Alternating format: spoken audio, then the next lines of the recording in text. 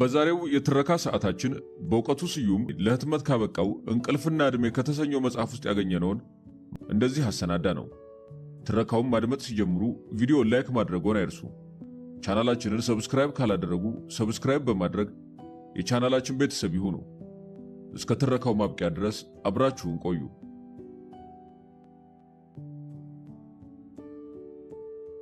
አንድሮሜዳ ወደ መቃብር ከወረደች ከጥቂት ደቂቃዎች በኋላ የህይወት ታሪኳን ለማንበብ የተመረጠ ሰው ከፍ ወዳለ ቦታ ወጣ። ምን አነበበ? ቃል በቃል ለማስታወስ አልችልም። በደፈናው አንድሮሜዳ በአዲስ አበባ እንደተወለደች ዘፋኝ እንደነበረችና ግጭት ስለደረሰባት እንቅልፍ ተጫጭኗት መኪና ስታሽከረክር በ27 ዓመቷ ከዚህች ዓለም በሞት እንደተለየች አንድ አንቀጽ አነበበ። ይህንን ስሰማ ፊቴን በመዳፎቼ ቀብሬ አነባው። የእንባ ልምድ የለኝም። እናቴ ዛሬ 2 ዓመት ግድም ሞታለች። በጣር ላይ ያለች በጣም የሚያስጨንቅ ሐሳብ መጣብኝ። ስትሞት እንባ ከየት አመጣለሁ አልኩኝ። የሰፈራችን ሰዎች የእናትን ፍቅር የሚለኩት በልጅ እንባ ብዛት መሆኑን አውቃለሁ። ደግነቱ የፈራሁት አልደረሰም። በቀብሯ ሰዓት ካፊያ ወረደ። ፊቴ ረጠበ። የፊቴ ርጥበት ከሰማይ ይምጣ ከቅንድቤ እርግጠኛ የሆነ ሰው አልነበረም። አሁን ግን ያለ ልማዴ ፊቴን በመዳፎቼ ቀብሬ ያለቀስኩኝ። ያለቀስኩት አንድሮሜዳ ስለሞተች አይደለም። የ27 ዓመት ሕይወቷ በአንድ ሽራፊ አንቀጽ ሲደመደም ስለሰማሁ ነው። ይህንን የጻፍኩት ከዚህ በመነሳት ይመስለኛል። አንድሮሜዳን አፈቅራት ነበር። ፍቅር የያዘኝ ከአንድ አንቀጽ የማይበልጥ ሕይወት ታሪክ ካላት ሴት ጋር ነው ብሎ መቀበል ግን ከበደኝ።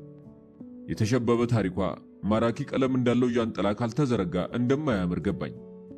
ገድሏን ከአንድ አንቀጽ ወደ ብዙ ገጾች ላሳድገው ተነሳሁ። ሁላችንም በምንወዳቸው ሰዎች ክብደት ልክ እንመዘናለን። የምንወዳቸው ሰዎች ታሪክ በአንድ አንቀጽ ሲሰፈር ስንሰማ ይህ ስፍር የኛ መሆኑንም እንረዳለን። ይሄኔ ሆድ ብሶን ፊታችንን በመዳፋችን ቀብረን እናለቅሳለን። አንድሮሜዳ ከተቀበረች 3 ሳምንት ሆናት። እጠጣለሁ። ከትላንትና የተሻለ ስካር ፍለጋ ከቡና ቤት ወደ ቡና ቤት እዘላለሁ። ትላንትና ምሽት ጠጥቼ ሐረግ በለበሰ የግንብ አጥር ስር በረጅሙ ስሸና በዚህ ዕድሜ አጥር ስር ስትሸና ትንሽ አታፍርም የሚል ከራራ ድምፅ ከጨለማው መሃል ተወረወረብኝ። አጥሩ ስር መሽናቴ ጠቀመኝ። ከልደቴ ቀን በፊት ዕድሜን የሚያሳስብ ሰው ላከብኝ። አንድ ኢትዮጵያዊ ሊኖርበት በተፈቀደለት አማካኝ የዕድሜ ክልል ላይ የደረስኩ ይመስለኛል። ይህንን ያህል ዘመን ኖሬ ይህንን ያህል ዘመን ጥሬ ቤቴን፣ ኪሴን፣ ልቤን ስፈትሽ ነበር ከሚለው ቃል በስተቀር ምንም ጥሪት እንደሌለኝ አወቅሁ። ነበር የሚለው ቃል የተረፈው ሰው ከተራኪ በቀር ምን መሆን ይችላል? ይህ ታሪክ የሚከናወነው በአዲስ አበባ ውስጥ ስለሆነ የመኪና አደጋ ጭብጥ ቢኖረው አይገርምም። አዲስ አበባ ውስጥ የመኪና አደጋ ያልታየበት ዘመን ካለ ከምኒልክ በፊት የነበረው ጊዜ ነው። ምክንያቱም ያን ጊዜ መኪና ወደ አገሪቱ ገና አልገባም። ሀያላን አገሮች ለአፍሪካ የሚያቀብሉትን የጦር መሳሪያ ቁጥር ይቀንሱ፣ በተለይ ታንክና ታክሲን።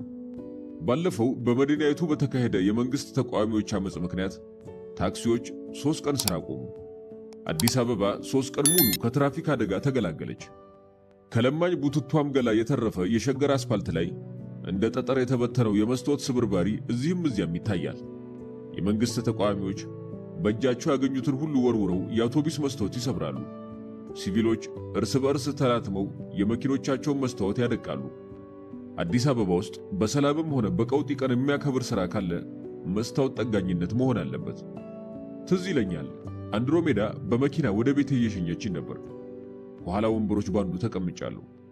ትንሽ ከሄድን በኋላ መኪናዋ ዚግዛግ መወዛወዝ ሲጀምር አንድሮሜዳ ብዬ ጮኩኝ። ከጥቂት ሰዓታት በኋላ ሆስፒታል አልጋ ላይ ተገኘሁ። ለምን ተረፍኩ? ከሆስፒታል ከወጣሁ በኋላ እንኳን ይሄ ጥያቄ እንደዛር ሰፍሮብኝ ነበር። መጪው ጊዜ እንደታከምኩበት ሆስፒታል ግድግዳ አንዳች ማራኪ ምስል ያልተሰቀለበት ሆኖ ታየኝ።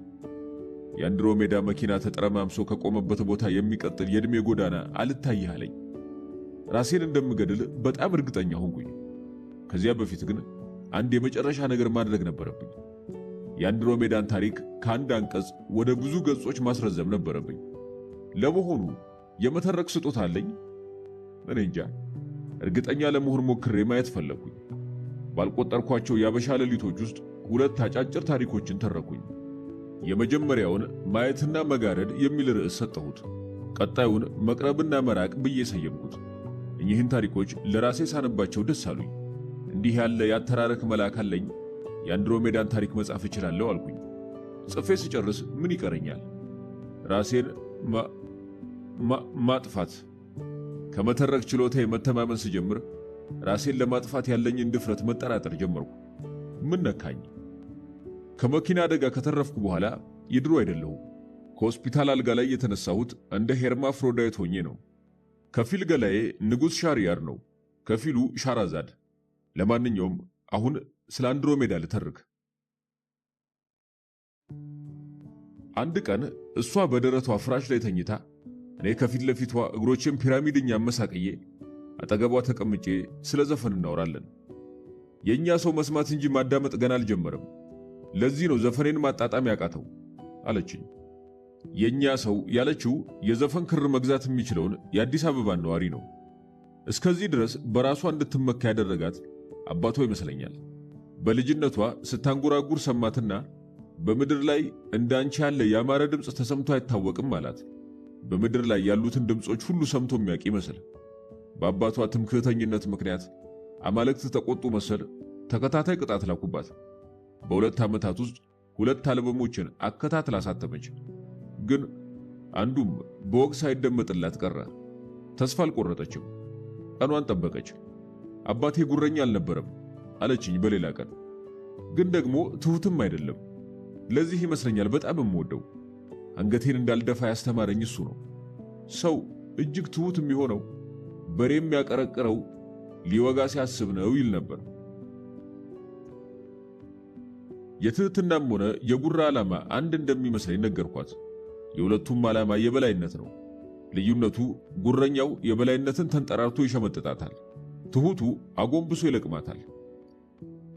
የተገናኘነው እሷ 3ኛ አልበሟን ለመስራት በዝግጅት ላይ ያለች፣ እኔ በአዲስ አበባው አመጽ ምክንያት የጋዜጠኝነት ስራዬን ስላጣው ምንም ይሁን ምን ስራ በምፈልግበት ወቅት ነው። ግጥም የጀመርኩት በልጅነቴ ነው። በልጅነቴ ከቁርባን መልስ እስከ አፍንጫዬ ተከናንቤ ወደ ቤቴ ስንደረደር የወዲያ ማዶ ሰፈር ልጆች ድንገት እንደ ጉም ከበቡኝ። ከቁርባን የተረፈ መክፈልት ሊጠይቁኝ ነው ብዬ ሳስብ እንካ ሰላንታ ካልገጠምከን አሉኝ። እንካ ሰላንታ አለኝ ቤት የሚመታ ስድብ እንደ አቡነ ዘበሰማያት በቃሉ ሲያጠና የሚውል ድምፀ ሰላላ ልጅ። ጭጭ ብዬ ልቀር ፈልጌ ነበር።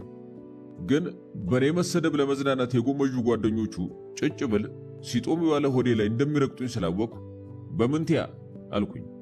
ባንበጣ ምን አለ ባንበጣ ካልኩ በኋላ በጣ የሚጠናቀቅ ስድብ ምን ሊሆን እንደሚችል በሐሳቤ ስመረምር ቆማጣ፣ አይናውጣ እና ፈጣጣ የሚሉ ስለመጡልኝ ለእኒህ ስድቦች ጫንቃዬን አሰናድቼ ስጠብቅ ድምፀ ሰላላው ልጅ ያልጠበቅኩትን አወረደው።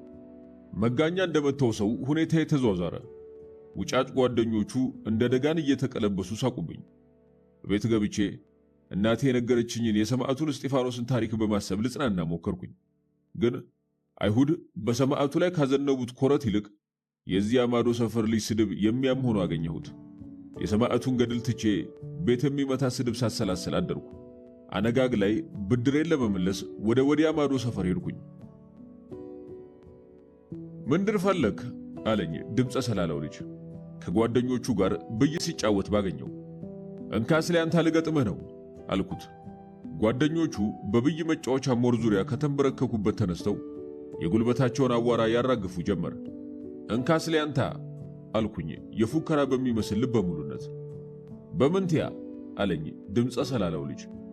በጣሳ ምን አለ በጣሳ እናትህ ወለደች የፍየል ጎረምሳ አባትህ ደስ ብሎት እንጣጥ ብሎ ፈሳ። የግጥም ተስጦ እንዳለኝ ብቻ ሳይሆን የተስጦዬን ኃያልነት ያወቅኩት ያኔ ነው። ድምፀ ሰላላው ልጅ ፊቱ እሳት መሰለ፣ ቆይቶ አመድ መሰለ።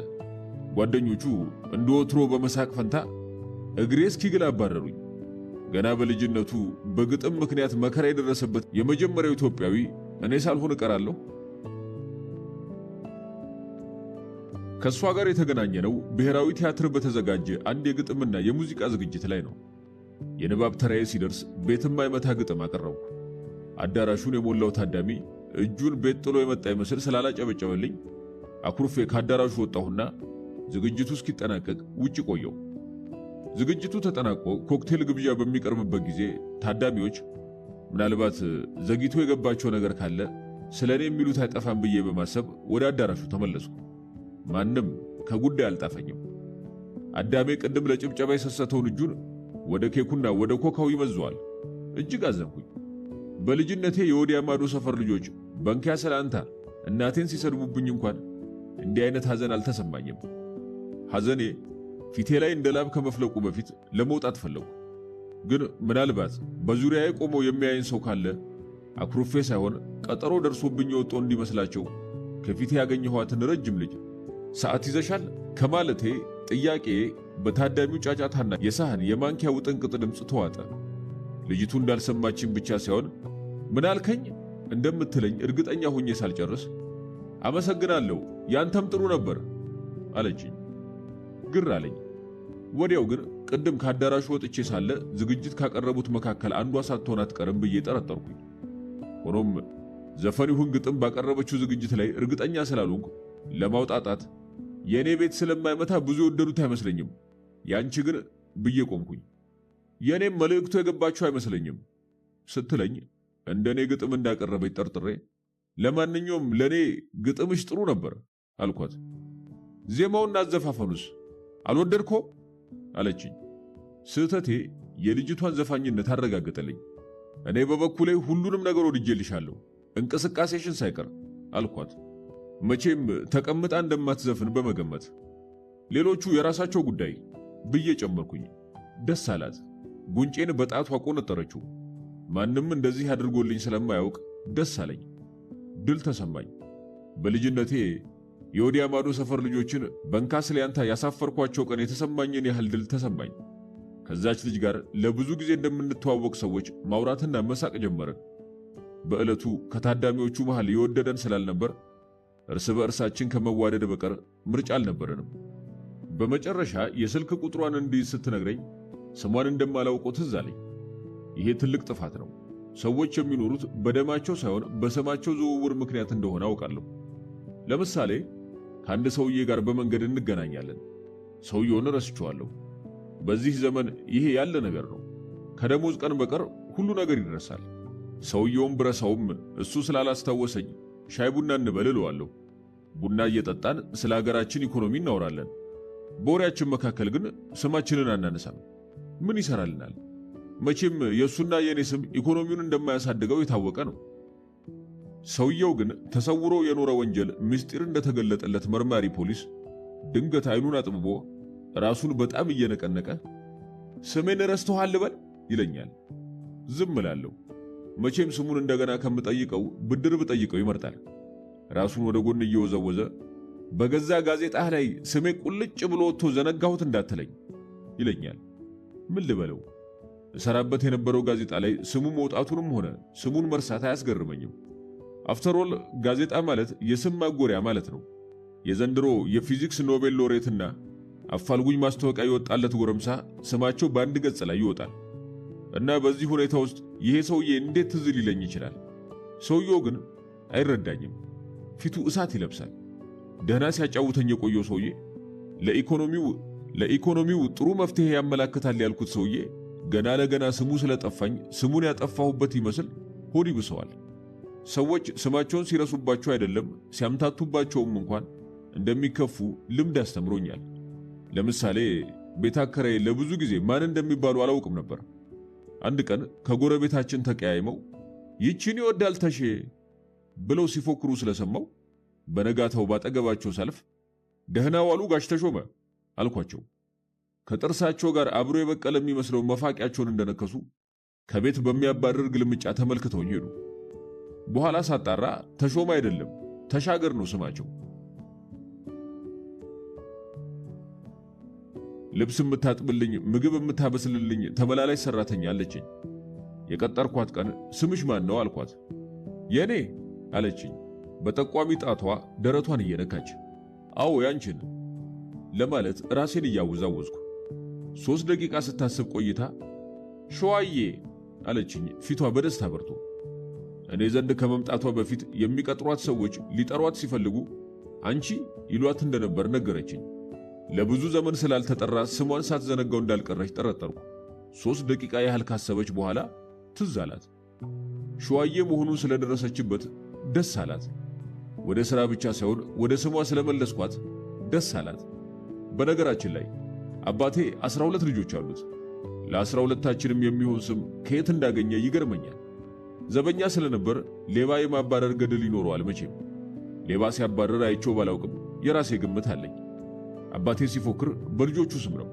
ስለዚህ ዱላውን እያወዛወዘ ወደ ሌባው ይቀርብና እኔ የግርማ አባት፣ እኔ የምሻው አባት፣ እኔ አያሌው አባት፣ እኔ አንተነህ አባት፣ እኔ የዮሐንስ አባት፣ እኔ የያሬድ አባት እያለ ሲፎክር ሌባው በጣም ስለሚሰለቸው ፍልሚያውን አቋርጦ ወደ ቤቱ ይሄዳል። ለማንኛውም ወደ ተነሳንበት ወደ ብሔራዊ ቲያትር እንመለስ። ልጅቱ የስልክ ቁጥሯን ነግራኝ በስልክ ሰሌዳዬ ላይ ከጻፍኩት በኋላ ስሟን እንደማላውቀው ትዝ አለኝ። ትልቅ ስህተት ነው። ወዲያው ግን መላ መጣልኝ። ስምሽን አቆላምጦ ሲጠሩት እንዴት ነው አልኳት። አንድሮሜዳዬ አለችኝ እየተሽኮረመመች። ቁልምጫውን ትቼ ስሟን መዘገብኩት። አንድሮሜዳ ቤቷ እየወሰደችኝ አንዳንዴም ምሽት ቤት እየጋበዘችኝ ትንሽ ተላመድን። እስከ እኩለ ሌሊት ድረስ አብረን እንቆያለን። ቡና ታፈላልኛለች፣ ሲጃራ ትጋብዘኛለች፣ ወረቀት እስክሪብቶ ትሰጠኛለች። የሞከርኩትን ለመጀመሪያ ጊዜ ሳሳያት ውይ ይህንን አልወደድኩትም፣ ሌላ ሞክር አለችኝና ወደ ቤት ሸኘችኝ። ተሰናብቻት እቤት ገብቼ በመተኛት ፋንታ አዝን ጀመር። ምን አሳዘነኝ? በዚያ የተንጣለለ ክፍሏ ውስጥ ለብቻዋ ተንፈላሳ መኖሯ ሳያሳዝነኝ አልቀረም። ከአባቷ የወረሰችው ጥሩ ቤት አላት፣ ዘመናዊ መኪና አላት፣ ፒያኖም አላት። አያሳዝንም? ባይልላት ነው እንጂ 2-3 ቪላ ሊኖራት ይችል ነበር። ባይልላት ነው እንጂ 2-3 ፒያኖ ሊኖራት ይችል ነበር። በእርግጥ ልብስ ከምታጥብልኝ፣ ምግብ ከምታበስልልኝ ተመላላሽ ሰራተኛዬ ከሸዋዬ ጋር ስትነጻጸር የተሻለ ህይወት ነው ያላት። ሸዋዬ አንድ ቡናማ ቀሚስ ብቻ አላት። ይህ ቡናማ ቀሚስ በልጅነቷ ተገዝቶላት ከገለዋ ጋር አብሮ ያደገ ይመስለኛል። ይህንን ያህል ጊዜ ልብስ አጥባ መኪና እንኳን አልገዛችም። የመኪና ጥቅም ምንድነው ተብላ ብትጠየቅ ጎማው ለልብስ ማጠቢያ ይሆናል ማለቱ አይቀርም። ምናልባት ያሳዘነኝ በአንድሮሜዳና በሸዋዬ መካከል ያለው የኑሮ ልዩነት ሊሆን ይችላል። ግን እኮ ሸዋዬም ቢሆን በአቅሟ ደስተኛ ናት፣ ወይም ደስተኛ መሆን አለባት። የኔን ልብስ በማጠብ በዓለም ላለ ውበት መዋጮ ታደርጋለች። በገረዶች ብቻ ሳይሆን በስነ ውበት ሊቃውንት መዝገብ ውስጥ ትሰፍራለች። አንድ ቡናማ ቀሚስ በየዕለቱ መልበሷም የሚያሳዝን አይደለም። የቀሚሶቻቸውን ቀለም መቀያየር የማይፈልጉ ብዙ ሴቶች አሉ። ይሄ ሊያሳዝነኝ አይችልም። ታዲያ በምን አዘንኩኝ? አንዳንዴ ዝም ብሎ ከመሬት ተነስተን እናዝናለን፣ ወይም እዚህ ግባ የማይባል ነገር ሰምተን እናዝናለን። አሁንም ግጥምህን አልወደድኩትም ማለቷ ምን ያስከፋል? የኔን ግጥም የመውደድ ግዴታ አለባት? እንደውም እውነቱን ስለነገረችኝ ደስ ሊለኝ ይገባል። ግን የነገረችኝ እውነት ነው። የጻፍኩት የፍቅር ግጥም ነው። ስታነበው አይኗ ያበራ ነበር። ግን ወረቀቱን እንዳለባሌ ነገር ጭርምትምት አድርጋ አልወደድኩትም አለችኝ። ምክንያቷ ገብቶኛል። ቤት ስለማይመታ ነው። ግን እንዲታወቅልኝ የምፈልገው ነገር አለ። ቤት መምታት ከህይወት ጋር አይጣጣምም። ህይወት ቤት በመምታት የምታምን ቢሆን ኖሮ በጫካ ውስጥ ያሉትን ዛፎች አንድ አይነት ቁመት እንዲኖራቸው ታደርግ ነበር።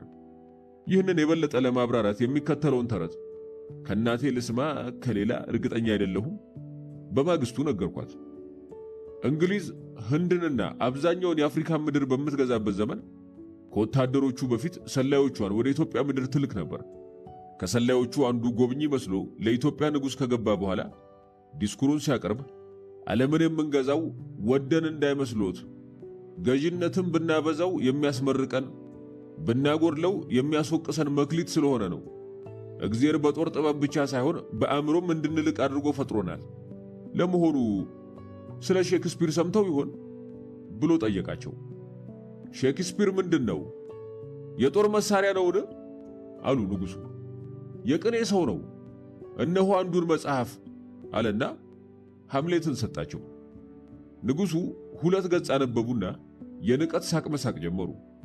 በዙሪያቸው ያሉ ሹማምንት ለንጉሡ ያላቸውን ታማኝነት ለመግለጽ ከዚህ በፊት የሰሙትን ቀልድ እያስታወሱ መሳቅ ጀመሩ።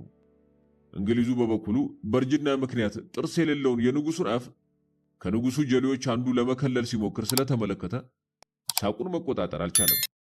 ሁሉም ከየሳቁ ሲመለስ ንጉሱ አሁን ማን ይሙት ይሄ ቅኔ ነው? አየህ ወንድሜ፣ የኢትዮጵያ ሰው ከሌላው ሕዝብ የሚለየው ከአምስት ባህሪያተ ሥጋ ስለተፈጠረ ነው። እነርሱም አፈር፣ ውሃ፣ እሳት፣ ነፋስና ቅኔ ናቸው። እናንተ ሀገር ሰዎች በግጥም የሚያወሩት በሼክስፒር ተውኔት ላይ ብቻ ነው። እኛ ሀገር ግን በየዕለት ተዕለት ሕይወታችን ያለ ግጥም አይነጋገሩም። ኢት ኢዝ ትሩ ዩር ማጀስቲ አላቸው እንግሊዙ። ታላመንክ እናያለን እስቲ አሉና ገጠሙ። ወዲያው ፈንጠር ብሎ በግርማ የቆመውን ሹማቸውን በጥቅሻ ጠርተው በሹክሹክታ አሁኑኑ አደባባይ ወጥተህ ነጋሪት አስመትተህ ከዛሬ ጀምሮ ሕዝቡ ያለውን ቃል አሰባስቦ በግጥም ብቻ እንዲያወራ ነገር። አሻፈረኝ እምቢ ብሎ ቤትም አይመታ ነገር የሚናገር ቤቱ ይወረስበታል ብለህ ተናገር። ይሄ ከሆነ በሁለተኛው ቀን አንድ ገበሬ ግማሽ ቀን ሲያርስ ውሎ ወደ ቤቱ ከገባ በኋላ መደቡ ላይ ተደላድሎ ተቀምጦ በግራ እጁ አመዳም እግሩን በቀኙ ሆዱን እያከከ ምሳ አላት ሚስቱን። ሚስት ምሳ ሰርታለች፣ ግን በንጉሱ አዋጅ መሰረት ጥያቄውን በግጥም መመለስ እንዳለባት ታውቃለች። ግራ ገብቷት እንዴት አባቷ ላድርግ እያለች አንገቷን ደፍታ ስታስብ አረ ምሳ አለ ባል ደግሞ። የበላኸውሳ አለችው። ይሄኔ ባል የት አባቷ ያበላችኝ ነው ብሎ እያሰበ አንቺ ዋሹ አታላይ በማለት ንቆ ሊተዋት ካሰበ በኋላ ቤቴ መምታት ሀገራዊ ግዴታ እንዳለበት ሲያውቅ እጅሽን ጠምዝዬ ልበልሽ ጎንሽ ላይ አለ። ይሄኔ እሷም ሳይቀድመኝ ልቅደም ብላ አንገቱን ልታንቀው ስትንደረደር እጇን ጠምዝዞ ጎኗ ላይ ረገጣት። እሪ ብላ ጮኸች። ንጉሱ ለካ በደጇ ባጀብ ያልፉ ኑሯል። ባልና ሚስቱን አስጠሩና ጩኸቱ ስለምን እንደሆነ ጠየቁ። ግርማዊነቶ ደርሶ ባያተርፈኝ እሞት እኮ ነበር ባሌ አስሮ ሲገርፈኝ አለች። አስሮ እንዳልገረፋት እሷም እግዚአብሔርም ያውቃሉ። ግን ምን ይደረግ ቤት መምታት ነበረባት። ንጉሱም ፍርድ ለመስጠት ሚስቱን የረገጠ አስከፋሽም ብለው ከጀመሩ በኋላ ጢማቸውን እየጎተቱ ስንኝ ይፈልጉ ጀመረ። ባጀብ የከበቧቸው ሊቃውንት፣ ባለቅኔዎች እንዲሁም የውጭ አገር ሰዎች ትንፋሻቸውን ውጠው ሽቅብ ያያቸዋል። ሚስቱን የገረፈ አስከፋሽም ብሎ ይጠበቅበታል እንዲከፍላት ካሳ አሉ በልባቸው። ግን ቤት እንደማይመታ ሲያውቁ ሌላ ይፈልጉ ጀመረ። ሚስቱን የገረፈ አስከፋሽም ብሎ ያለምንም ምሕረት ይሰቀል ተገድሎ ካሉ በኋላ ፍርዱን አስፈጽመው ባጀብ ጉዟቸውን ቀጠሉ። አንድሮሜዳ ተረቴን በሙሉ ልብ ስትከታተለኝ እንደነበር ባይኗ መብራት ስለተረዳው እንዴት ነው አልኳት። አሪፍ ነው። ንጉሥ ከሆንክ ከላይ ከሆንክ የፈለገህን ሁሉ ማድረግ እንደምትችል የሚያስረዳ ጥሩ ታሪክ ነው አለችኝ። አንድ ምሽት ጫት ገዝታ ጠበቀችኝ። እንደማልቅም ስነግራት ቃም፣ አለበለዚያ እንቅልፍ ያስቸግርሃል፣ ቢቀርብኝ ይሻላል። እግዚአብሔር የፈጠረውን እምቢ የምትል አንተ ማነህ? እግዚአብሔር ጫትን ቢፈጥርም ቃሙ ያለ ግን አይመስለኝም። ታዲያ ቤት እንድንጠርግበት የተተከለ ይመስልሃል? እሷ ግን እንቅልፍ ቢያስቸግራትም አትቅምም ነበር። ለጥርሷ ውበት እየተጠነቀቀች እንደሆነ ገመትኩ። እንቅልፏን ለማባረር ከፍራሿ አጠገብ ካስቀመጠችው ሳፋ ውሃ እየጨለፈች ፊቷን ታረጥባለች። እግሮቿን አመሳቅላ ከኪቦርዱ ፊት ለፊት ትቀመጣለች። አይኖቿን ለጥቂት ደቂቃዎች ያክል ትጨፍናለች። ቁልፎቹን ጫን ለቀቅ ወጋ ወጋ ታደርጋለች። ይሄኔ ሚካኤል አንጀሎ ስዕል ላይ እንዳለው እግዚአብሔር ከጣቶቿ ሕይወት ይወጣል። ዜማ የምትሰራው እንዲህ ነበር። አንድሮሜዳ በ27 ዓመቷ ሞተች። እናቴ በለጋ ዕድሜዋ አረፈች። ቀዳማዊ ኃይለ ሥላሴ ግን 44 ዓመታት ነገሱ። አንዳንዴ እግዚአብሔር ለመሪዎች መሬትንና ሹመትን ብቻ ሳይሆን ዕድሜን የሚያከፋፍሉበት ስልጣን የሰጣቸው ይመስለኛል። ረጅም የስልጣን ዘመን እንጂ ረጅም ዕድሜ ገጥሞኝ የማያውቀው ለዚህ ይሆናል። ከዕለታት አንድ ቀን የታሪክ ጥናቶች ወደሚቀርቡበት አንድ ተቋም ሄድኩኝ። የመተማ ጦርነትና የአፄ ዮሐንስ ዕጣ የሚል ጽሑፍ ሲቀርብ ሰማሁ። አፄ ዮሐንስ አራተኛ በደርቡሽ ጥይት ተመተው ከሞቱ በኋላ አብሯቸው ሊቀበሩ የተዘጋጀ ዘውድና ሩቅ የሚያሳይ መነጽር ከአስክሬናቸው ሳጥን አጠገብ መገኘቱን ሰማሁ። ዘውድ ከመቃብር በኋላም ገረመኝ። ግን ምን አስገረመኝ? ዘውድን ከራስ ማውረድ ወደ መቃብር እንደመውረድ አይቀልም። ለመጀመሪያ ጊዜ ይህ ልማድ የተሻረ መሰለኝ በ1997 ዓ.ም ነበር። መንግስት በምርጫ ለመወዳደር ከነበረበት ከፍታ ወደ ተቀናቃኞቹ ጠረጴዛ ወረደ። ይህንን ትዕይንት እጹብ አድርገው የቆጠሩት ጂሚ ካርተርና ሌሎች የምዕራብ ሊቃውንት እንደ ሆሜር አማልክት ወደ ኢትዮጵያ ተክተልትለው ወረዱ። ግን ትዕይንቱ እጹብ ሆኖ አልቀጠለም። ከጥቂት ጊዜያት በኋላ መንግስት ኃይል ልኮ የአደባባይ ተቃውሞ የወጡትን እንደገደላቸው ሰማሁ። ወደ ሙግት ጠረጴዛው ያመጣቸውን ተቀናቃኞች ወደ ወህኒ እንዳወረዳቸው ሰማሁ። ከዚያ ገዳዩን ይዞ እንደ ንስር ወደ ነበረበት ከፍታ ተመለሰ። በሌላ ምሽት ከአንድሮሜዳ ጋር ወይን ጠጅ እየጠጣን ስናወራ ስለ ጭፍጨፋው ለምን ዘፈን አንሰራም ብላ ጠየቀችኝ። የቱ ጭፍጨፋ? ስለ ሰሞኑ መንግስት ስላደረገው ስለሱ ለምን አጽፍልኝም? ምን ብዬ አልኳት ግራ ገብቶኝ። እሱንማ እንግዲህ አንተ ነው የምታውቀው፣ ግን በቃ በጭፍጨፋው ላይ ተመርኩዛ የሆነ ልብ ውስጥ የሚገባ ነገር ጻፍልኝ። የምሯን መሆን አለመሆኑን ለማወቅ ፊቷን አየሁት። የምሯን ነው። እፈራለሁ ከማለት ይሻል እንደሆን ብዬ ፖለቲከኛ በሆን ኖሮ ጽፍልሽ ነበር አልኳት። መቼም እዚህ ሀገር እየኖርክ ከፖለቲካ ነፃ ልትሆን አትችልም አለችኝ ወይኗን ጨልጣ። ይህ ሀገር ምንድን ነው? እዚህ ሀገር ንጥሻ እንኳን ፖለቲካዊ መንስኤ ይኖረዋል። አንቺ ለምን ስለ ግድያው መዝፈን ፈለግሽ አልኳት ከጥቂት ወይን በኋላ። ፈለግኳ፣ በቃ ፈለግኩ እኮ። በምን ምክንያት? ለምንድን ነው የማልዘፍነው? ጮኸች። እኚህ ሰማዕታት የሁላችንም ወንድሞችና እህቶች አይደሉም? የፈሰሰው የኢትዮጵያውያን ደም አይደለም? አይደለም ወይ? ለምንድን ነው ዝም የምንለው? ለምንድን ነው ስለምንም የማይገደኝ ደነዝ የምታደርገኝ? ለምንድን ነው? ወይስ ስለ ወገኖቿ ጥቃት የማቀንቀን መብት ያላት ማርያም አኬባ ብቻ ናት? ጠረጴዛችንን በወይኑ ብርጭቆ ቂጥ ወቀረችው። ወይን ጠጁን እየደጋገመች ስትሄድ ግን የቀደመ ሐሳቧን ማረም ጀመረች። ንገሪኝ ካልክ እኔ ተቃዋሚ አይደለሁም። እውነቴን ነው የምልህ። እኔ ሰፊ ሕዝብም አይደለሁም። እውነቱን ንገሪኝ ካልክ እኔ ጭቁን ብሔር ብሔረሰብም አይደለሁም። አንድሮሜዳ ነኝ። ይገባሃል? መዝፈን የምፈልገው ግን ግድያውን አውግዤ ነው። በግፍ ደማቸው የፈሰሰ ምናምን እያልክ ጻፍልኝ። እሱን አቀንቅኜ እንትን ልበል።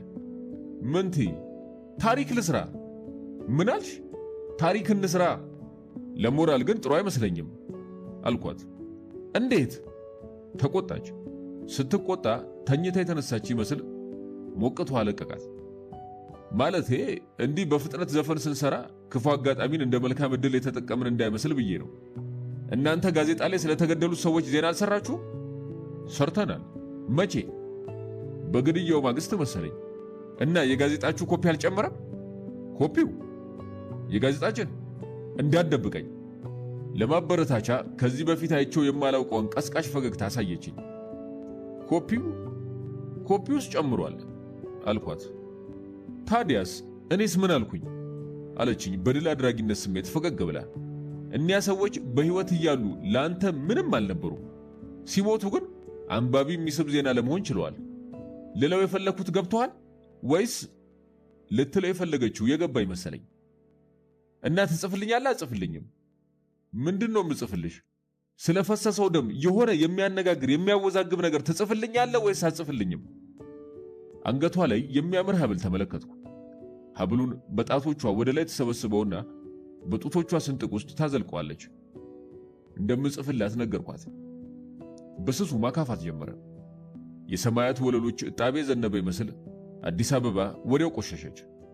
አንድሮሜዳ የደስ ደስ ወደ ጭፈራ ቤት ወሰደችኝ። እንደደረስን ጥግ ካሉት ቀያይ ሶፋዎች አንዱ ላይ ጎን ለጎን ተቀመጥንና ከፊታችን ወዳለ ውብ ትርምስ መመልከት ጀመርን።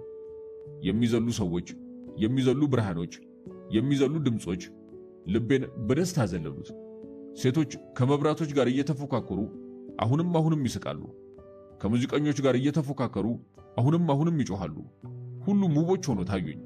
ውበታቸው በአባቶቻችን ዘመን ያልነበረ በልጆቻችን ዘመን የማይደገም መስሎ ታየኝ። ስስ ልብሳቸውን፣ ስስ ገላቸው እንደ ብርሃን እንደ ነበልባል በአንድ ላይ ተዋህደው ታዩኝ። ሲሻቸው ይጠጣሉ። በክብሪት ራስ ሳይሆን በከንፈራቸው ፍም የተቀጣጠለ ሲጃራቸውን ወደ ላይ ያቦናሉ። የመኖርና የመለወጥ አዲስ ህልም ሲጋባብኝ ተሰማኝ። ከውብ ሴቶች ሲጃራ ጭስ ጋር ወደ ላይ መውጣት፣ ከኖህ በተረፈ ውሃ ዓለምን ከደምና ከእድፍ ማጽዳት አማረኝ። ወዲያው አንድሮሜዳ ድሮ ልጅ ሆኜ የብዙ ዘፋኞች አድናቂ ነበርኩ አለችና ከቁም ህልሜና ትዕይንቴ መሰለኝ።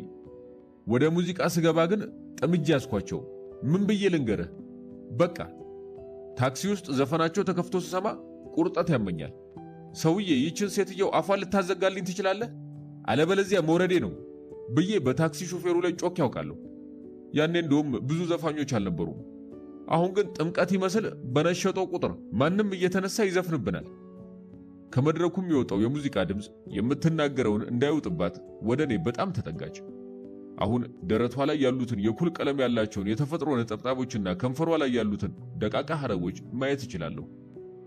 መኪና ስገዛ እንዴት ነው ደስ ያለኝ መሰለህ ስትል ቀጠለች። ከዚህ በኋላ የመረጥኩትን ሙዚቃ ሰማለሁ፣ የማልፈልገውን ደግሞ ተዋለሁ ብዬ አሰብኩ። ታዲያ ብዙ ጊዜ የማንን የማዳምጥ ይመስልሃል? የራስሽን። አይደለም፣ ይሄን ያክል ባለ ኢጎ አይደለሁም። ተቆጣች። ታዲያ የማንን ነው? ካሴት አውጥተው በደንብ ያልተደመጡትን። ሳስበው የማይደመጡበት ምክንያት እድል እንጂ ተሰጥኦ ማጣት አልነበረም። የነሱን ዘፈን ስሰማ በቃ ከጥቃታቸው የተካፈልኩ ይመስለኛል። እቤቴ ከሆንኩኝ በጣም አስጮክ ያዘፍናቸዋለሁ። ጎረቤት ሁሉ ይስማ ቢፈልግ ምን አባቱ ይሆናል? በፍቃዱ ዘፈን የሚወድ የለም። እንደ ሎቲ ጆሮአችን ላይ ተንጠልጥለው ስለሚውሉ ነው በግድ የምንሰማቸው። እየሰማኸኝ ነው? ያልሰማኋት መስሏት በጣም ተጠጋችኝ። በጣም ስለተጠጋችኝ እንድንነካካ ፈለጉ። እጆቼን ሰድጄ ዳሌዋ ላይ ማስቀመጥ አማረኝ፣ ግን ፈራው። የፍቅር ታሪኳን ያልነገረችኝን ሴት ዳሌ ጭፈራ ቤት ውስጥ መዳበስ ምን ውጤት ሊያስከትል እንደሚችል አላወቅኩም። ከጭፈራ ቤቱ ወጥተን ወክ እንድናደርግ ፈለጉ። ረጅም ተረከዝ ጫማዎች ታዘወትር ነበር። አንድ ሁለቴ እየተደናቀፈች ወለም ብሏት ያውቃል። ይሁን እንጂ ተረከዟን ማሳጠር አልፈለገችም። ወለምቷን ረዝሞ ለመኖር ሲባል የሚከፈል ዋጋ አድርጋ ቆጠረችው። ከሷ ጋር ከተገናኘን በኋላ ጎን ለጎን የምንራመድበት አጋጣሚ ብርቅ ያደረኩት ውርጅ አይደለም። ትንሽ እንደተራመድን የሚያደናቅፋት አታጣም። ያኔ አይዞሽ እልና የጋሙ ክንዶቼን ወደ ወገቧና ወደ ቂጧ ያለ ፍርሃት እልካለሁ። መንገዳገዷ ገላዋን የመንካት መብት ፈጠረልኝ። አሁን ግን ወክ ላይ አይደለንም። ሶፋ ላይ ጎን ለጎን ቁጭ ብለናል። እንድታቅፈኝ ፈለኩ። ለሁለተኛ ጊዜ እንድታቅፈኝ ፈለኩ። ከዚያ በፊት አቅፋኝ ነበር። አዎ፣ አንድ ቀን ምሽት በቤቷ መስኮት አንገቴን አውጥቼ ሽቅብ ስመለከት ከኋላዬ መታ በግራ እጇ በማጅራቴ በኩል አቀፈችኝና እስቲ ኮከቦቹን ያቸው አለችኝ። የደረሰን ወንድ የበሰለች ሴት በማጅራቱ በኩል አቅፋው እስቲ ኮከቦቹን ያቸው ስትለው ምን ማለት ነው? ልቤ ባልነበረው ፍጥነት መምታት ጀመረ። እስቲ ኮከቦቹን ያቸው ከላይ ቀና ብሎ ለሚያያቸው ብዙ የሚገርም ነገር አላቸው። አንዱ ካንዱ የሚለይበት ስም እንኳን እንዳላቸው ማንም አያውቅም። ምክንያቱም በጣም ብዙ ናቸው ስትለኝ የምታወራው ስለ ዝና እንጂ ስለ ፍቅር እንዳልሆነ ገባኝ። በፍጥነት ይመታ የነበረው ልቤ እንደ ጥንቱ ማዝገብ ጀመረ። ኮከቦች እጅግ ብዙ መሆናቸው ብርቅነታቸውን እንደሰወረባቸው ነገረችኝ። በመንገድ ስትሄድ የሚያሳስባት ማንም አንገቱን እያዞረ ወደ እሷ ለመመልከቱ መሆኑን ነገረችኝ። ሳይታዩ መኖር ካለመኖር እኩል እንደሆነ ነገረችኝ። ቀጠለችና አንድ ቀን አንዲት በጣም ታዋቂ የሆነች ዘፋኝ ከአሜሪካ መጣች። እኔ በአጃቢነት ስመረጥ እንዴት ደስ እንዳለኝ አትጠይቀኝ። በኋላ ተመልካቾች ሊያስፈርሟት ይሯሯጡ ጀመር። ወደ እሷ የሚሮጡ አድናቂዎቿ ገፍትረውኝ ስላለፉ ተንገዳግጄ ከመውደቅ ለትንሽ ተረፍኩ። ወዲያው ሽንት ቤት ገባሁና ቆልፌ ምርር ብዬ አለቀስኩ። የመጨረሻውን አረፍተ ነገር ከተናገረች በኋላ ፊቷ በሐፍረት ሲገረጣ ተመለከትኩ። የግራ እጇን መዳፍ ፊቷ ላይ ካስቀመጠች በኋላ ቀጠለች። ሲገፈትሩኝ በወድቅ ኖሮ ወይ ጥርሴ ይረግፋል ወይ የጎድን አጥንቴ ይሰበር ነበር። እንዴት ይሄንን ማሰብ ተሳናቸው በማለት ተንሰቅስቅ ያለቀስኩ። ይሄውልህ በዚህ ሰፊ ሰማይ ላይ እግዚአብሔር በሙሉ ልብ የፈጠራት ጨረቃን ነው። ሌሎች ኮከቦች ማለቷ ነው ማድመቂያ ናቸው፣ ጨረቃን ማተለቂያ ናቸው ካለች በኋላ ደመሙቅ ክንዷን ከማጅራቴ ላይ አነሳች። ጭፈራ ቤቱ እጅግ ተቀራርበን በተቀመጥን በማግስቱ ግጥሙን ጽፌ ሰጠኋት። ደጋግማ ካነበበች በኋላ ጎትታ ጉንጬ ላይ ሳመችኝና ጉንጯን ሰጠችኝ። ጉንጯን የሳትኩት አስመስዬ ከንፈሯን ሳምኩት። ምንም እንዳልተደረገ ሁሉ ስንት ነው የምከፍልህ ለግጥሙ አለችኝ። ምንም? እንዴት ምንም? ከአንቺ ገንዘብ መቀበል አልፈልግም አልኩኝ። ስስማት ስላልተቆጣችኝ ልበ ሙሉነት ተሰምቶኝ በዝምታ ተመለከተችኝ። ከዝምታው ቀጠል አድርጋ አንድ ቀውጢ የሚያደርግ ዘፈን ሰርቼ ነገ አሳይሃለሁ አለችና ኪቦርዷን፣ ቴፕ ሪከርደሯን፣ ካሴቶቿን ትለቃቅም ጀመረ። ከጥቂት ጊዜ በኋላ አጠገቧ መቆሜን ረሳች። ወደ ቤቴ መሄድ ነበረብኝ። በማግስቱ ወደ ቤቷ ስመለስ ግን አገር ቀውጢ የሚያደርገውን ዘፈን አልሰራችም። ሳትተኛ ስላደረች አይኗ ቀልቷል። እንደተለመደው ውሃ በሳፋ ሞልታ አጠገቧ ካስቀመጠች በኋላ አሁንም ፊቷን ማርጠብ ጀመረች። ከእንቅልፍ ጋር እየታገለች ነበር። ለማይታይና ለማይዳሰስ ጭራቅ መስዋዕት የቀረበች ሴት ሆና ታየችኝ። ልታደጋት ትችል ነበር? አልችልም። የጥንት ጀግኖች ለመስዋዕትነት የታጩ ዜጎችን መታደግ የቻሉት ልበ ሙሉ ስለሆኑ ብቻ አይደለም፣ ጠላቶቻቸውን ለመፋለም የሚመች ግዙፍ ገላ ስለነበራቸው ጭምር ነው። ከፍራሹ ጫፍ ላይ ጀርባዋን ሰጥታኝ ተቀምጣ ነበር። እኔ ሸሚዜን ብቻ አውልቄ ከኋላዋ ከነጫማዬ በጀርባዬ ተጋድሜ አንድ ጊዜ ጣራውን አንድ ጊዜ እሷን እመለከታለሁ። ብቻሽን ነው የምትኖሪው አልኳት። ለምን ጠየከኝ? ቤትሽ በጣም ሰፊ ነው ብዬ ነው። ግማሹን ልትከራየው ፈለክ? ጥያቄን ወዳልተዘጋጀሁበት አቅጣጫ ስለመራችው ቀጣዩን ለመጠየቅ ብዙ ደቂቃ ፈጀው። ቦይፍሬንድ አለሽ? ምን እያልከኝ ነበር አለችኝ፣ ዜማ የምትቀርጽበትን ቴፕ ካሴት እያጎረሰች። ቦይፍሬንድ አለሽ ወይ? ቦይፍሬንድ ነበረኝ። አሁን የለም? ምን አልከኝ? አሁን የለም ወይ? ምኑ? ቦይፍሬንድሽ የለም። ተጣልታችሁ ነው? አይ አሜሪካ ነው። የድምጿ ቅዝቃዜ ከልጁ ጋር ደህና ለመሆናቸውን ነገረኝ። ከጥቂት ደቂቃዎች በኋላ ውጭ ሀገር ስለመኖር አንስተን ስናወራ ውጭ ሀገር ኖር ካልኖርክ አመል ላይ ችግር ካለብህ ከሰው ጋር ልትኖር አትችልም ስላለችኝ ከልጁ ጋር ጠብ ሳይኖራችሁ አይቀርም የሚለው ጥርጣሬን ጨመረው። ከዚህ በኋላ ስለ ጓደኛዋ መጠየቅ ነገር ማምረር መሆኑ ገባኝና ዝም አልኩኝ። ጓደኛዋን ግን እንዲሁ ናኩት። ነፈዝ መሆን አለበት አልኩኝ ለራሴ። ስለ አሜሪካ ማውቀው ዶክተር ሳሙኤል ጆንሰን ስለ ኢትዮጵያ የሚያውቀውን ያክል ቢሆን ነው። ያም ሆኖ ከአንድሮሜዳ የሚሻል ምርጫ አሜሪካ ውስጥ ሊኖር እንደማይችል እርግጠኛ ሆንኩኝ። ታዲያ ጓደኛ ተብየው ምን ሊሰራ ሄደ? እንደ ኮሎምቦስ መንገድ ስቶ የገባ መሆን አለበት። አንዳንዴ ደስ ሲለው ይደውላል አለችኝ ቆይታ። ማን አልኳት ከሐሳቤ ብንን ብዬ። እሱ ነው እንጂ። አሃ ስለ ቦይፍሬንዷ እያወራን ነበር። ለረሳው እየተዘጋጀሁ እያለሁ ይደውልና ሐሳቤን ይበታትነዋል። ድምፁን ስሰማ በቃ ወንድ ማየት ያስጠላኛል። ለጥቂት ቀን እሱን ብቻ አስባለሁ። ከዚያ ግን መልሶ ይዘጋኛል። አሁን ምን እንደሆነ ለራሴም ማውቀው ነገር የለኝም። ባክህን ተወው ብላ በከፊል ብቅ ያሉ ጡቶቿን ሸፈነች። ያምራል አልኳት ምራቄን እየዋጥኩኝ። ምኑ አለችኝ ኮስተር ብላ። ስምሽ አባቴን ያወጣልኝ አለችኝ። ሳይቸግረኝ ተንኩሼ ከጡቷ ወደ አባቷ አባረርኳት። አባቴ አስትሮፊዚስት ነበር። ስለ ኮከቦች እብድ የሚያህል መጽሐፍ ጽፏል። ግን አንድም ሰው ስሙን አያውቅለትም። ለእኔ ለራሴ ብዙ ነገር ነግሮኛል። ግን እኔም ረስቼዋለሁ ሁሉንም። ለነገሩ አንድ የማይረሳኝ ነገር አለ። አዎ የሞቱ ሰዎች ኮከብ ይሆናሉ የሚል ተረት ነግሮኛል። እሱን አረሳም። እና እንደነገርኩ አባቴ ማንም ሳያውቁ ሞተ። አያሳዝንም? ግን ለምን ያሳዝናል? እሱ የሚያምር ስም እንደሰጠኝ እኔም ስሙን አሳምርለታለሁ። ትንሽ ቆይታ እስኪ አሁን ደግሞ ስላንተ ንገረኝ አለችኝ። እግዚአብሔር ይስጣት።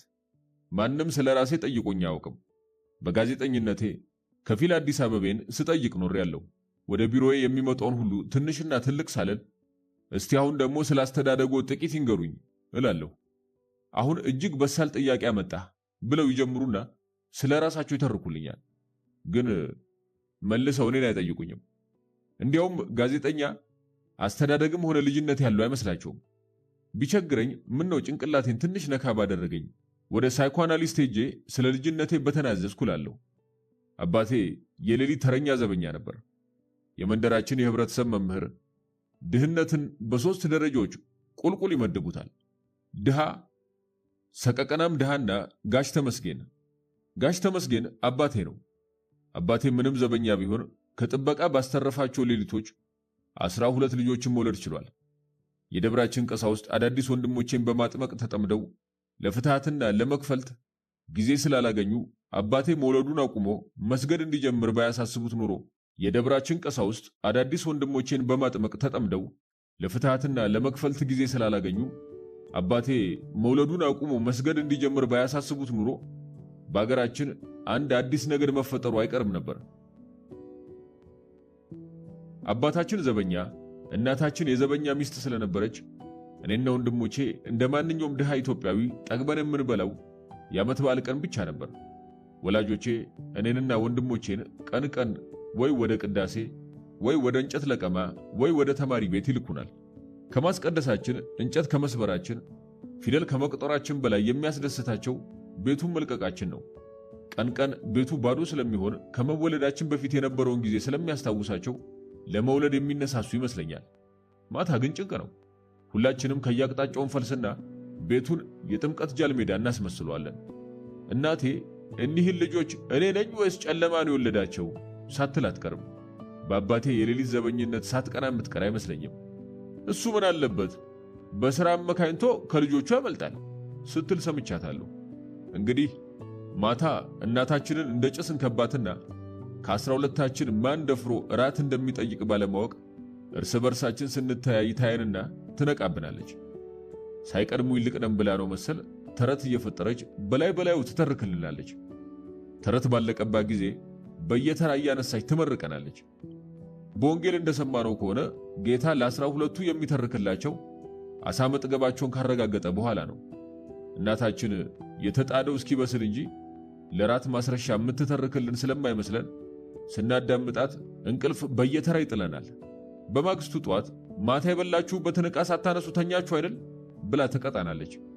ይህኔ ራት በልተን ማደር አለማደራችን ልክ እንደምትነግረን ተረት እውነት ይሁን ውሸት መለየት ያቅተናል። አንድሮሜዳ ይህንን ስተርክ ካዳመጠችኝ በኋላ አይዞህ ይሄ የብዙሃኑ ታሪክ ነው አለችኝ። ተናደድኩ። የተረኩላት ሲሆን ያስገርማታል አሊያም ያሳቅቃታል ብዬ አስቤ ነበር። የብዙዎች ታሪክ ነው አለችኝ። ወደ ብዙዎች ወረወረችኝ። የብዙዎቻችን እንኳን አላለችም። እሷ በምን ትለያለች? የእሷም አባት የኔም አባት አንድ ናቸው። ሁለቱም ሌሊቱን ነቅተው ያሳልፉታል። ግን ወዲያው ይሄ መመሳሰል ከንቱ መሆኑን ደረስኩበት። ለአባቴ ሌሊት መስቀሉ ነው። የአንድሮሜዳ አባት ግን ሕያው የሚሆነው በሌሊት ነው። እንደ ሌሊት ወፍ በቀን ማየት አይችልም። ጓደኛ አለችህ አለችኝ። ሐዘኔ ብን ብሎ ሲጠፋ ታወቀኝ። ምናልባት ቅድም ስላንተ ንገረኝ ያለችኝ ከሴት ጋር ያለኝን ጓደኝነት እንድነግራት ይሆናል። አየኔ ነገር የረባ ልጅነት ያለኝ ይመስል ሻካራ ወግ እየጠረኩ ሙዚቃ ያለሰለሰው ጆሮዋን አሻከርኩት። አሁን ጓደኛ የለኝም ከማለቴ ከዚህ አባባሌ ውስጥ አደጋ ታየኝ። አንድ ቀን የቤት አከራዬ ካንተ በፊት እዚህ የነበረው ሰውዬ በሳምንት ቢያንስ 2 ቆንጆ ሴት ያመጣ ነበር አሉኝ። አባባላቸው ከኔ በፊት የነበረውን ተከራይ የማሞገስ ይሁን የመውቀስ ስላልገባኝ ጭጭ አልኩኝ። አንተ ግን ከልብስ አጣቢቱ ከሸዋዬ በቀር ከሴት ጋር ስታወራ እንኳን አይቼ አላውቅም አሉኝ። ምን ላድርግ ብለው ነው? መቼም የጊዜውን አስቸጋሪነት ያውቁታል አልኳቸው፣ የሴት ጦቴን በበሽታ ፍርሃት በማሳበብ። እንዳልከው ጊዜው አስቸጋሪ ነው፣ ሴቶች ብርና ቁመና ይመርጣሉ ብለው ከንፈራቸውን ከመጠጡ በኋላ መፋቂያቸውን ጎረሱ። አከራዬ ብርም ቁመናም እንደሌለኝ ከማመናቸው ባሻገር ያለ ሴት መኖሬን እንዳለመታደል እንጂ እንደ ብጽዕና እንዳልቆጠሩልኝ ገባኝ። የአከራዬን ጥላ በአንድሮሜዳ ፊት ላይ ያየሁት ስለመሰለኝ አሁን ጓደኛ የለኝም ካልኩ በኋላ ቀጠል አድርጌ ለነገሩ ከዚህ በፊት ጥቂት የማይባሉ ሴቶች ጋር ግንኙነት ነበረኝ ብዬ ዋሸው። ለነገሩ ውሸት አይደለም፣ ዘዴ ነው። ተፈላጊነቴንም ብቸኝነቴንም በአንድ ጊዜ የሚገልጽልኝ ይሄ ብቻ ነበር። እኔ ግን ሴት የምታውቅ አይመስለኝም ነበር አለችኝ። እንዴት አልኩኝ ጮክ ብዬ በንዴት። ምን አናደደኝ? ትዝ ይለኛል ቤት አከራዬ በዚህ ዘመን ሴቶች መልክና ገንዘብ እንደሚመርጡ ከነገሩኝ ከጥቂት ቀናት በኋላ ልብስ የምታጥብልኝን ምግብ የምታበስልልኝን ሰራተኛ እየጠቆሙኝ በእኛ ዘመን የነበሩ ሴቶች እንደሷ ያሉ ነበሩ አሉኝ። እንደሷ አንገታቸውን የሚደፉ፣ ዘርፋፋ ቀሚስ የሚለብሱ፣ በትንሹ የሚደሰቱ፣ አይን የሚፈሩ፣ ሳይጮሁ አፋቸውን በመግጠም ብቻ የሚስቁ ሲሆን በባዶ እግራቸው ብቻ የሚሄዱ ካልሆነ ደግሞ ከኮንጎ ጫማ በላይ የማይጠይቁ ነበሩ። አየህ ሴት የምትባል ፍጡር ነበረች ብለን እንደ ተረት እንዳናወራ ሸዋዬን አተረፈልን ካሉኝ በኋላ እኔ እንዲያው እንዳንተ ጎረምሳ በሆን ኖሮ በሸዋዬ ምክንያት ነበር የምፋለመህ አሉኝ በቀኝ እጃቸው ጣቶች የሽጉጥ ቅርጽ ሰርተው። አባባላቸው ለሸዋዬ ያላቸው ምኞት ብቻ ሳይሆን እኔን በሸዋዬ መጠርጠራቸውን ስላሳየኝ በጣም በሸኩኝ። ወደ ሸዋዬ ስላወረዱኝ በሸኩኝ። በማግስቱ ለሸዋዬ ከደሞዟ በተጨማሪ በትህትና ምክንያት እዚህ ላይ መጠኑን ልገልጸው የማልፈልገውን ገንዘብ ከሰጠኋት በኋላ ቀሚስና ጫማ እንድገዛበት በተረፈው ጸጉሯን እንድትሰራበት ነገርኳት። ደሞ ጌታዬ ብለሽ አትጥሪኝ፣ እኔም አንቺም ቤት አከራይም ጎረቤታችንም ሁሉም እኩል ነን። ጌታዬ አትበይ፣ ከዚህ በኋላ እጅም እንዳነሽኝ አልኳት። እሺ እንዳሉት አደርጋለሁ ጌታዬ ብላ እስከ ጉልበቷ ታጥፋ እጅ ነሳችኝ። ገንዘብ ስለሰጠኋት ደስ አለኝ። የታባቱ ገንዘብ እንደሆነ በኪስ ወድቆም የትም ይጠፋል። ሰው ገንዘብን ሳይሆን ደግ የሚሆንበትን አጋጣሚ ነው መፈለግ ያለበት አልኩኝ። ግን እንዲህ የማያምን ከሆነ እስካሁን ድረስ ለምን ደግ ሳላደርግላት ቆየው? እውነቱ ሌላ ነው። ሸዋዬ እንድትለወጥ ፈልጌያለሁ። አንገቷን በደፋች አዳፋ ቀሚስ በለበሰች ጸጉሯን አመድ በወረሳት ሴት መጠርጠር ስለሌለብኝ እንድትለወጥ እፈልጋለሁ። ምክንያቱም ከዚህ በፊት የሆነ ቦታ ላይ እንደተናገርኩት ሁላችንም በምንወዳቸው ሰዎች ልክ እንመዘናለን። ከጥቂት ጊዜያት በኋላ በአዲስ አበባ አመጽ ፈነዳ። ሸዋዬ ለማብሰል ወደ ቤቴ መጣች። ከጣደችው ድስት እኩል አመጹም እየጋመ ሲመጣ ታክሲ በከተማው የለም፣ በአውቶቡስም መሄድ አጉል ነው፣ በመንገድ ላይ በተባራሪ ጥይት የሞቱ ሰዎች አሉ፣ እዚህ ብታድር ይሻላል አልኳት። ወዲያው በጭስ ይሁን በሐዘን በምን እንደረጠበ የማይታወቀው አይኗን በእጅጌዋ እያበሰች አይ አሁን እኔ ማህይሟ እያለሁ ስንቱ የተከበረ ሙቶ ይሆን ትል ጀመረ። በጣም አፈርኩ። ሸዋዬ ለምንድነው ሁልጊዜ ዝቅ ዝቅ የምትይው አልኳት። አረ እኔ ቃለ መፈለግ ታልሆነ በቀር ቀና ቀና ብዬ ነው መሄድ አለችኝ። የለም አባባሌ ለምንድነው ራስሽን የምታዋርጂው? አዋርጆ ሞቻለሁቴ አለች ሳቅ እየተናነቃት። ለመሆኑ በዚህ ወር የሰራሁትን በደል ዘንግተውት ነው እንዲህ የሚሉኝ? ሁለት ሱሪ ከማስጫው ሽቦ ላይ እንዳለተቸው ሄጄ አዘረፍኩቦት፣ ዝም አሉኝ። የሞራ ሳሙና ረስቼ ገብቼ ለውሻ አስበላሁቦት፣ ዝም አሉኝ። የጋዙን ክር ካቅሙ በላይ ጎልጉያ አውጥቼ ማንደጃውን አቃጠልኩቦት፣ አይተው እንዳላዩ ሆነው ልቦ ተቃጥሎ ክፉ ላለመናገር ጭጭ አሉኝ። በማላውቀው ገብቼ ቴፖን ስጎረጉር የቴዲ አፍሮን ካሴት ልቃቂት አስመስዬ ጎለጎልኩቦት፣ ዝም አሉ። ጋዜጣ ወጣ አልወጣ ብለው ባመጡት ደሞዝ የገዙትን 5 ሊትር ዘይት በቀሚሴ ጠልፌ ስከነብለው አዩኝ። አሁንም ጭጭ አሉ። ሌሎች ቢሆኑ ኖሮ ምን እንደሚሉኝ ምን እንደሚያደርጉኝ እኔ ነኝ የማውቀው። ምን ይሉኛል? አንቺ ደረመናም የደረመናም ልጅ፣ አንቺ መናጢ ድሃ የመናጢ ድሃ ልጅ፣ ቤታቸውን አፍርሺ ተብለሽ ነው የተላክሽው ይሉና እመቤቲቱ ወርቅ በተገጠገጠበት ጣታቸው ደግመው ደጋግመው በጥፊ ያነበሩሩኛል። ባልየው በበኩሉ ከ500 እስከ 800 ብር በሚገመት ቆዳ ጫማ በካርቾ ልቤን ይለኛል። ባልየው እግሩ ካልጣመነ እመቤቲቱ ጣታቸው ካልደከመ በቀር አይተውኝም። እርስዎ ግን ዝም አሉኝ። ይሃል በቃ ብሎ 90 ብሮን መሽልቀው ሰጡኝ። ደሞ ጸጉርሽን ተሰሪበት ቀሚስ ግይበት ማለቱ እውነቴን ነው ምሎ ትላንት ልቤ ተነክቶ እንድቹ ሳለቅስ ነው ያደርኩት። እና የሰው ሱሪ አስዘርፌ ቀሚስ ልግዛ ቢሆንልኝስ እንደ አቡነ ገብረ መንፈስ ቅዱስ ከገደል ጫፍ በጭንቅላቴ ቆሜ 40 ዓመት ሙሉ ወየው ባልኩ ቢሆንልኝስ እንደ ክርስቶስ ሳምራ ባደፈ ውሃ ውስጥ ተኝቼ አሳውና አልቁቱ በብብቴ በተመላለሰ ቢሆንልኝስ እንደ ንጉሥ ዳዊት አመድ በላይ ነስንሼ 3 ቀን 3 ሌሊት ጦሽ ብዬ ባለቀስኩ። እንዲህ ስትለኝ አመሸች። ሸዋዬ ለመጀመሪያ ጊዜ በምሽት ቤቴ ውስጥ መሆኗን ያወቅኩት አከራዬ መፋቂያቸውን እንደወረሱ አሁንም በደጃፌ ሲመላለሱ ስላየው ሸዋዬን ከመከራ ለመታደግ ማስጠለሌን በሌላ እንዳይተረጉሙብኝ ስለፈራው መቼም ዛሬ ቀውጢ ቀን ነው፣ ታክሲም ሆነ አውቶቡስ በአገሩ የለም አልኳቸው። ሱቆች ስላልተዘጉ ተመስገን በል፣ ቢያንስ ኮንዶምህም በጊዜ ትገዛለህ አሉኝ። አከራዬ ከሸዋዬ ጋር ልተኛ እንዳሰብኩ ለራሳቸው እርግጠኛ መሆናቸው ብቻ ሳይሆን የምተኛበትን መንገድ ስለገመቱ ተበሳጨው። እስቲ አሁን በሞቴ እንዴት ነው ከሸዋዬ ጋር የምተኛው አልኩኝ በንዴት። ወዲያው ከሸዋዬ ጋር እንዴት እንደምተኛ ስለታየኝ ድንገተኛ ምኞት ልቤ ሞላው። ራት ዶሮ ሰራችልኝ፣ ቢራ ከፈተችልኝ። ለሷ ግን ሌላ ድስት ጥዳ ሽሮ ማንተክተክ ጀመረች። ምን ነው ትጾሚያለሽ እንዴ አልኳት። ግን ለመጾም ያደረገችው እንዳልነበር አወቅኩ። ከኔ እኩል ላለመሆን እየጣረች ኑሯል። ከራት በኋላ ወለል ላይ ስታነጣጥፍ እዚህ ላይ ትተኛለሽ አልኳት አልጋውን እየነካው። ምድር ስለለመድኩ አልጋ ላይ እንቅልፍ አይወስደኝም። ምኞቴ ጥሎኝ ሄደ። እሷ ወለሉ ላይ፣ እኔ አልጋው ላይ አደረን። ይሄ ከሆነ ከብዙ ቀናት በኋላ አንድሮሜዳ እኔ ግን ሴት የምታውቅ አይመስለኝም ነበር ብላ ወደ እሷ ከመምጣቴ በፊት የነበረውን ታሪኬን በአንዲት አረፍተ ነገር ከለሰችው። ተናደዱ። በኪቦርዱ ቁልፎች ላይ የተበተኑትን ውብ ጣቶቿን መርገጥ አሰኘኝ። ምን አናደደኝ? አንድሮሜዳ የተሰወረውን ገበናዬን ስለደረሰችበት ተናደድኩ። ከሸዋዬ ጋር ሳልተኛ መቅረቴ አሁን የበለጠ ቆጨኝ። እግዚአብሔር ያን ቀን የአዲስ አበባን አመጽ ያነሳሳው ሕዝቡ ከአምባገነን መንግስት ነፃ እንዲወጣ አስቦ አልነበረም። ከድንግልና የነፃ እንዲወጣ ሊያመቻችልኝ አስቦ ኑሯል። እኔ ግን ስጦታውንም ቢያልኩት። ስለዚህ ተቆጥቶ ሚስጥሬን ለአንድሮሜዳ ሹክ አላት።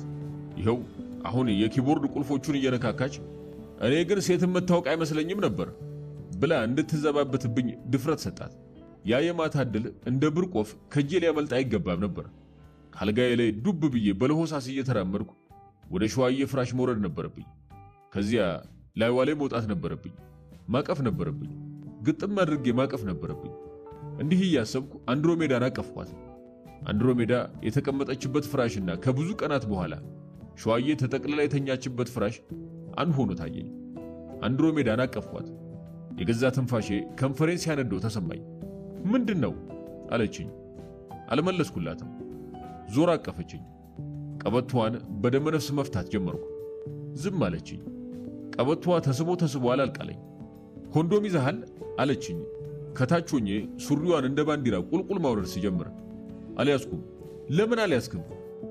ረስቼ መጣሁ አልኳት ካፌ እንደመጣልኝ። ኮንዶም ረስቶ መምጣት እሱን ረስቶ ከመምጣት አይተናነስም አለችኝ ቁጣ በሚል ድምፅ። እሱን ስትል ወደ ሱሪ ዚፕ እየጠቆመች። ሸሚዜን ለብሼ ከቤት ወጣሁ። ከፊቴ ያሉትን አልፎ ያጆች በብዙ እጆቼ እየገፈታተርኩ መራመድ ጀመርኩ። ፋርማሲ ስደርስ አንድ ግዙፍ ደንበኛ የፋርማሲውን በር በትከሻው ዘግቶ ፓራሲታሞል አለ ሲል አገኘሁት። ፓራሲታሞል ሲሰጡት እስቲ የእግር ሽታ ማጥፊያ ሳሙና እግረ መንገዳችሁን ስጡኝ ይል ጀመር። ክፉኛ ስለቸኮልኩ የኮንዶሙን ገንዘብ አሰናድቼ ለመጠበቅ እጄን ወደ ኪሴ ያንተ ያለ ኪሴ ደረቴ ላይ የለም። ሸሚዜን ገልብጬ መልበሴን ሳይ ሽምቅቅ አልኩኝ። ሳደርገው የቆየሁት ነገር በሙሉ በሸሚዜ ግልባጭ ላይ የተጻፈ ይመስል ክፉኛ አፈርኩኝ። ሳይደግስ አይጣላም ከፋርማሲው ጥቂት እርምጃዎች ራቅ ብሎ ፎቶ ቤት ታየኝ። ተንደርድሬ ወደ መልበሻው ክፍል ገባሁ። ሸሚዜን በፍጥነት አስተካክዬ በገባሁበት ልወጣ ስል ካሜራ እንደማታ አንገቱ ላይ ያንጠለጠለ ወጣት ገብቶ በሩን እየዘጋ ከለር ነው ብላክ አለኝ። ፎቶ አንሺው 2 ጊዜ አገጩን ጠምዝዞ 4 ጊዜ የሸሚዜን ኮሌታ መልካስ ይዞ ቀለም የሌለው ፎቶግራፍ አነሳኝ። ወደ አንድሮሜዳ ተመልሼ በሩ ላይ ስደርስ የገዛ ግጥሜን በዝግታ ስታዜም ሰማኋት። በሩን ከፍቼ ቀድሞ የደረሰ እግሬን ምንጣፍ ላይ ሳሳርፍ በቀኝ እጇ ኪቦርዱን እየተጫወተች የግራ እጇን መዳፍ ከንፈሯ ላይ አስቀምጣ የዝም በል ምልክት አሳየችኝ። በለሆሳስ ተራምጄ ፍራሹ ላይ ከወጣው በኋላ በጎኔ ተኝቼ ዜማዋን ቀርታ እስክጨርስ ድረስ ልጠብቃት ሞከርኩ። ተነሳሁና ከፊት ለፊቷ ግድግዳ ተደግፌ ቆምኩኝ። 2 እግሮቼ እንደ እጅ በአየር ላይ የተንጠለጠሉ መሰለኝ። ታዲያ በምን ቆምኩ? አሁን በቃ ሂድ ይመሽብሃል አለችኝ አንድሮሜዳ። ሰዓቱ ሄዷል እኮ አልኳት ሀፍረትና ብሽቀት እየተሰማኝ። ልክ ነህ፣ ከዚህ በላይ እንድታመሽ አልፈልግም። እዚህ ባድረስ አትችልም። ለምን? ምን አደረኩኝ? አታድርም ብያለሁ አታድርም። ዛሬ ዜማ ስለመጣልኝ ዘፈኑን ሰርቼ ማደር አለብኝ። ታዲያ አብረን አንችልም ብያለሁ አንችልም። 2 ቀን በተከታታይ አልተኛውም። ይገባሃል? ዛሬ ካልጨረስኩ አለቀልኝ። ብድግ አለችና በሩን ከፈተችልኝ። ተከትያት ወጣሁ። መኪናዋ የቆመችበት ቦታ ስንደርስ የጋቢናውን በር ከፈተችልኝ። ግብዣውን ቸል ብዬ ከኋላ ወንበሮች አንዱ ላይ ቁጭ አልኩኝ። አኩርፋ ነው? ምን አስኮረፈኝ አልኩኝ ሆድ በባሰው ድምፅ። የመኪናውን ሞተር አስነስታ ወደ ኋላ መንደርደር ጀመረች። ፊቷን ላለማየት ያደረግኩት ጥረት አልተሳካም። የኋላ መንገዷን የምታይ መስላ አንገቷን ወደ እኔ ያዞረች። ለመጨረሻ ጊዜ ፊቷን እየጋበዘች ይኑሯል። ከዚያ ወደ አስፋልቱ ገባን። ወደ ቤቴ እየሸኘችኝ አልነበረም፣ ከህይወቷ ርቃ እየሸኘችኝ እንጂ። አንድሮሜዳ ሞተች። ከዚያ በኋላ ስሟ ሲጠራ የሰማሁት ዮሴፍ ቤተክርስቲያን ለተሰበሰብነው ወዳጆቿ ከአንዲት አንቀጽ የማይበልጥ ታሪክ ካነበበው ሰውዬ አንደበት ነው። ሰሞኑን ከቡና ቤት ወደ ቡና ቤት የተሻለ ስካር ፍለጋ እዘላለሁ። ከዚያም ሐረግ በለበሰ የግንብ አጥር ስር እሸናለሁ። የሽንት ያለ ቅጥ መርዘም ለብዙ ደቂቃ እንድቆም ያስገድደኛል። ይህም ልጅነቴን ያስታውሰኛል። አብዛኛውን ልጅነቴን ያሳለፍኩት ቆሜ ነው ማለት ይቻላል። ምናልባት ከአክሱም ሐውልት በቀር በመቆም የሚስተካከለኝ የለም። ማለዳ እነሳለሁ፣ ወደ ትምህርት ቤት እሄድና የባንዲራ መዝሙር እስኪያልቅ ቆማለሁ። የባንዲራ መዝሙሩን የጻፈው ሰውዬ በስንኝ ብዛት ተከፍሎታል መሰል አለቅጥ አስረዝሞታል። ከትምህርት በኋላ እናቴ ወደ ቤተ ክርስቲያን ትልከኛለች። በቅዳሴ ሰዓት አዛውንት ምዕመናን መቋሚያ ተደግፈው ወይም ግድግዳው ላይ ዘመም ብለው ጸሎት ሲያደርሱ አያለሁ። ባለመቆማቸው የሚቆጣቸው መልአክም ሆነ ካህን አልነበረም። ርጅና ጥቅም አለው። ድካምን በገሃድ የመግለጽ መብት ያጎናጽፋል። ወጣቶችና ልጆች ግን ለ3 ሰዓታት ያህል እንድንቆም እንገደዳለን። ለ3 ሰዓት ያህል ቆመን እግራችን እንደ ሸምበቆ ለመሰበሩ እግዚአብሔር ስለመኖሩ ማረጋገጫ ይመስለኛል። ከቤተ ክርስቲያን ወደ ቤት ስመለስ እናቴ ና ወዲህ ልመርቀህ ትላለች። ምርቃቷ እስኪያልቅ ድረስ ከባንዲራ መዝሙርና ከቅዳሴ የተረፈው ቅልጥሜ እየተንቀጠቀጠ በፊቱ አቆማለሁ። በባህልም ሆነ በፖለቲካ መቆምን የአክብሮት ምልክት አድርጎ የፈጠረው ሰውዬ ቂጥ የሌለው ሰውዬ መሆን አለበት ብዬ አማረር ነበር። በልጅነቴና በአሁኑ ዕድሜ መካከል ያለው አንዱ ልዩነት ስለ መቆም ያለኝ የአመለካከት ለውጥ ነው። ሰሞኑን ማታ ማታ ቤቴ ደጃፍ ላይ በፈቃዴ ቆምና በድፍርስ አይኖቼ ኮከብ አያለሁ። ሙታን ወደ ኮከብ ገላ ይለወጣሉ የሚለውን አንድሮሜዳ የነገረችኝን ተረት ትዝ ይለኛል። ስካር ባለሰለሰው ልቤ ስመረምረው ይሄ ተረት ከማንኛውም እውነት በላይ ያሳምነኛል፣ ከየትኛውም ውበት በላይ ያማልለኛል። አሜን አሜን ለይኩን። በሙታንና በሕያዋን መካከል ያለው ርቀት በኮከቦች እግርና በእኛ በቋሚዎች ራስ መካከል ያለው ርቀት ይሁን። ቤቴ ደጃፍ ላይ ሆኜ ሳንጋጥጥ ከመቀመጥ ይልቅ መቆምን የምመርጠው ለዚህ ነው። ቆሞ ወደ ላይ መመልከት ወደ አንድሮሜዳ ገላ በቁመት ልክ መጠጋት ነው። በእኔና በእሷ መካከል ያለውን ርቀት ማጥበብ ነው።